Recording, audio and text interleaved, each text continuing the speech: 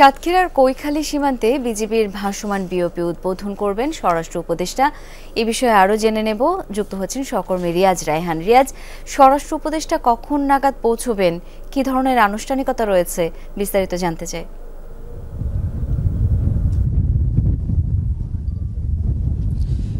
শাওন, স্বরাষ্ট্র উপদেষ্টা এখানে ঠিক 11টায় এসে পৌঁছানোর কথা। ইতিমধ্যে তিনি হেলিকপ্টার যোগে ঢাকা থেকে কৈখালীতে এসে পৌঁছেছেন শ্যামনগরের।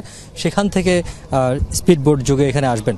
যে এখানে বইসিং যে এলাকাটি রয়েছে বা বইসিং খালের উপরে নির্মিত ভাসমান বিওপি যেটি, এটি এখানকার মূলত রিভারিং বর্ডার গার্ড যেটি রয়েছে কোম্পানি, সেই কোম্পানির অধীনে তৃতীয় বিওপি এবং তার মধ্যে তৃতীয় এটি ভাসমান বিওপি।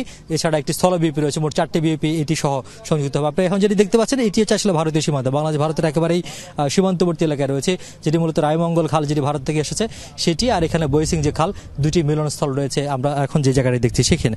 তো একেবারে যেহেতু কাছাকাছি, সুতরাং এই যে জলসীমা রয়েছে ভারত এবং বাংলাদেশের মধ্যে, সুন্দরবনের প্রায় 79 কিলোমিটার যে জলসীমা, সেই জলসীমা নিরাপত্তা নিশ্চিতে আরও বেশি এবং সীমান্ত অপরাধগুলো যেগুলো সংঘটিত হয়, মানব পাচার থেকে শুরু করে অন্যান্য অপরাধগুলো, সেই অপরাধগুলো ঠেকাতে মূলত এই বিওপির কার্যক্রম শুরু করতে যাচ্ছেন। এবং আশা করা হচ্ছে যদি এটির পরবর্তীতে পুরো একটি রিভারিং বর্ডার গার্ডের পূর্ণাঙ্গ একটি ব্যাটালিয়ন তৈরি করা হবে, সেই ব্যাটালিয়ন স্থাপনের মাধ্যমে আরও বেশি নিরাপত্তা যোদ্ধা করা হবে এই সুন্দরবন কেন্দ্রিক যে সীমান্ত রয়েছে সেই সীমান্ত এলাকায়।